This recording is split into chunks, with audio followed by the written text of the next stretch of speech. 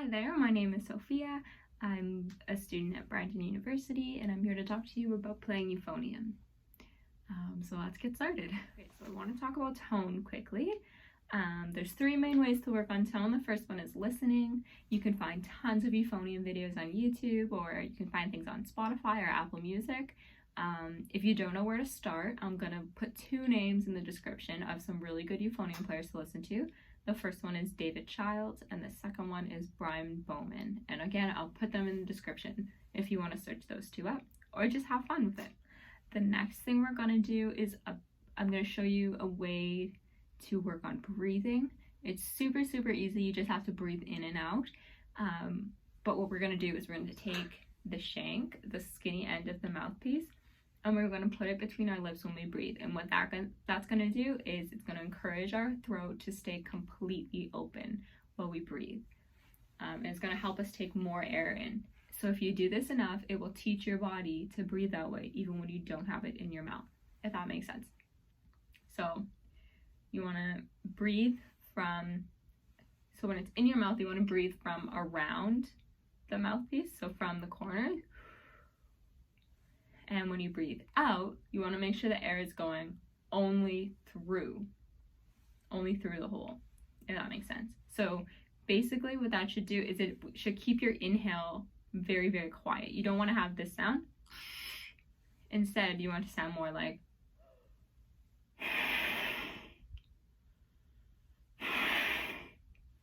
so just do a couple of those every day, I would say. As often as you want. Usually that's the first thing I do before I practice, because it shows my body kind of how it works. It's a good little reminder of how to breathe. And I usually do about 5 or 10 a day. And that's just super good for your breathing. Make sure you do it sitting down and don't do too many in a row. I'd say take a break after 5 maximum, because you will get lightheaded. It's a lot of air coming in, but I hope that kind of helps with your breathing. Another thing we can do is long tones. You can really do anything you want with these. So what you're listening for a long tone is you want to have the sound consistent. So if I were to just play an F,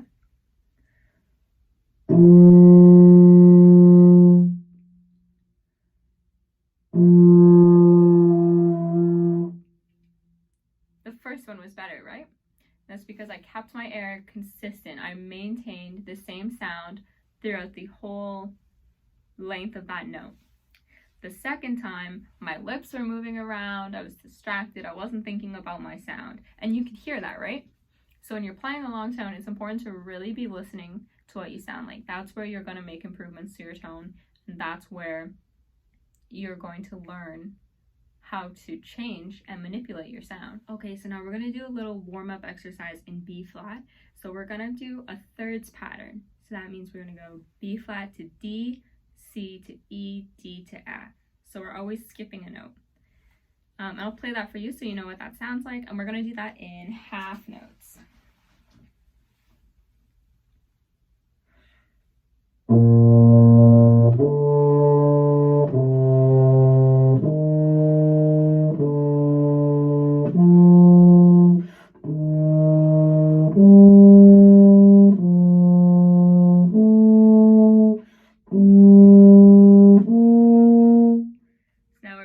We're at the top B flat, so we're going to go back down. We're going to repeat the high B flat.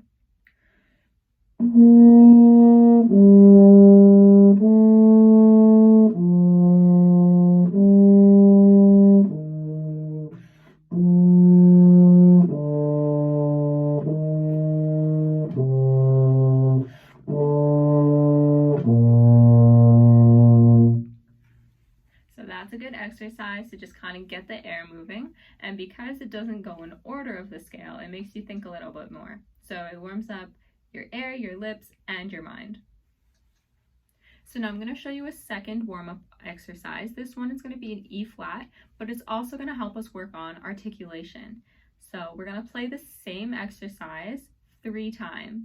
First time we're going to play it, we're just going to tongue normally, and then we're going to do it staccato, and then we're going to do it all slurred. So the exercise, basically, it's 4 eighth notes, a quarter note, and a rest. and we're just gonna go 1, 2, 3, 4, 5, rest. 5, 4, 3, 2, 1, rest. My hand was way slower than my voice, but I'll play it for you with the 3 different articulations so you get the idea. So here's the articulation exercise, just tonguing normally. And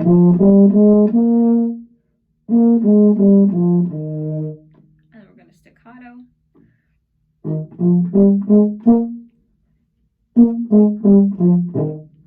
When we're playing things staccato, we want to make sure we're still letting enough air go through. So rather than,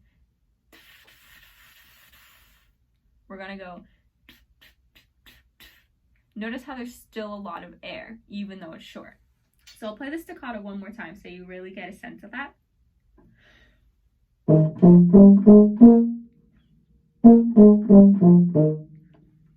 Compared to, this is normal tonguing again.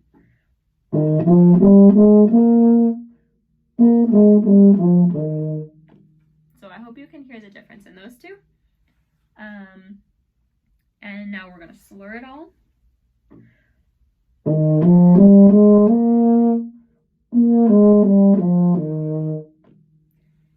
One of the most common things I see in students is that when we're slurring, we're not changing the air for the notes, but we want to make sure we're doing that. We need to maintain a constant airspeed, and if we're trying to play a note that's high using air that's for a note that's low, it's not going to match up. So if you were to buzz it, you would have to change for every note, right? And it's the same thing when you slur. So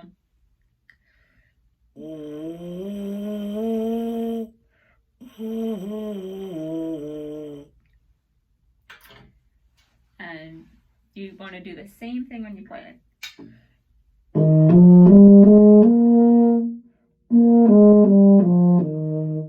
So that's a nice warm-up exercise to just work on articulations and how you're moving your air and your tongue. Okay, there's one more articulation I want to introduce, and that's the accent.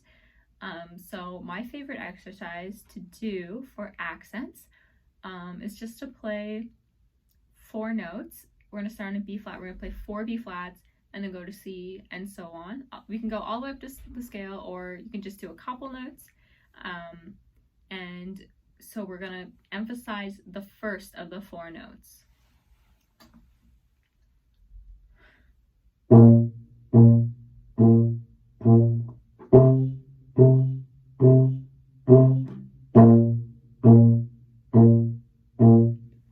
And really you can play whatever notes you want. So that's, you want to make sure that the notes sound different. That's basically all you're doing, is making sure your accent is a lot stronger than your normal notes. So I played those a little bit detached, not quite staccato because they weren't too short, but they definitely weren't connected either. You can do it connected if you want.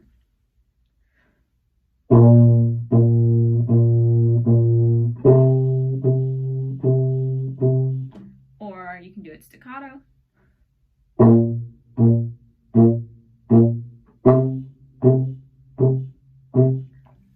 Up to you. When you get good at that and you feel really comfortable doing that, you can change which note is accented. So I'm going to accent the second note of the B flat, and then when I go to C, I'm going to emphasize the third note, and then when I go back to B flat, I'm going to emphasize the 4th note.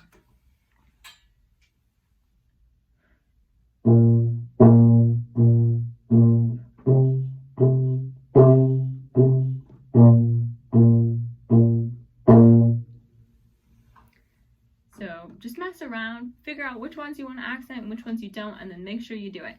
And that'll help you have more control over where you're placing the accented note. Now let's talk about dynamics and how we kind of think about those. It's kind of different for everybody how they want to think about it. And it's kind of hard to put into words. So what I'm going to get you to do is just play some short notes. Let's go in an F. And we're just going to play a normal one, and then we're going to play soft, and then we're going to play as loud as we can with good tone.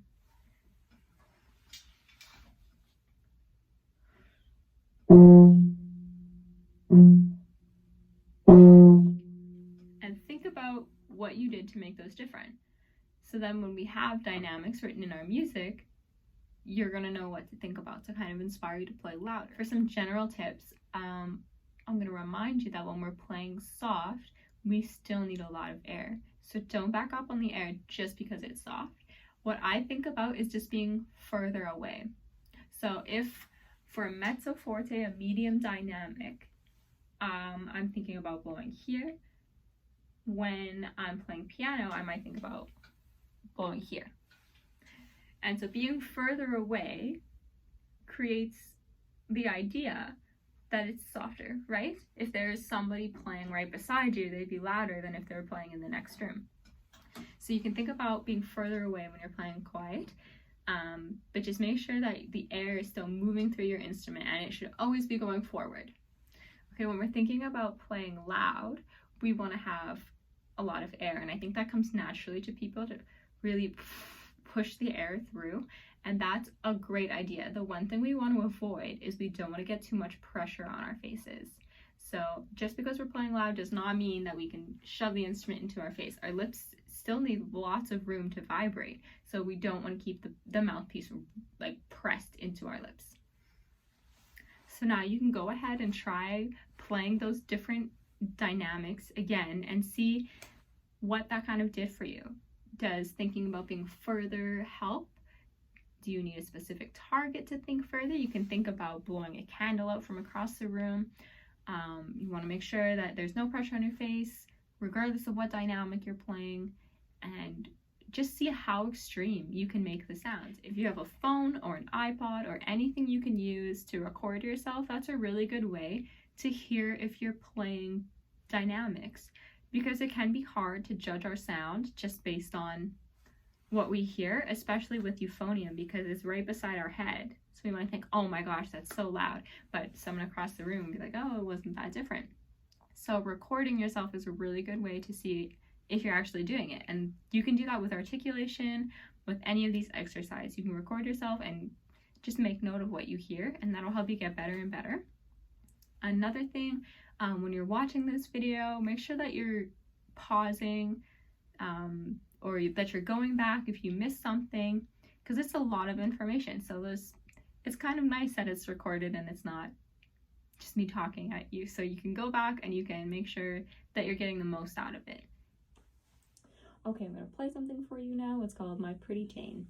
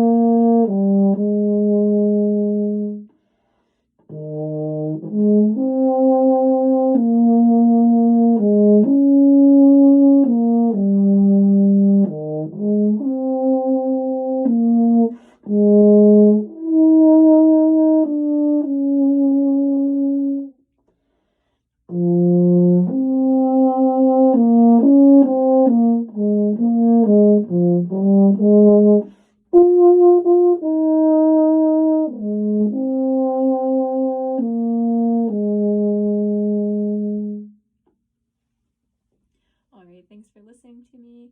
I hope you take some of these ideas down, and I hope that they work for you. I'll be leaving my contact information with your teacher, so if you have any questions, feel free to reach out, and happy practicing.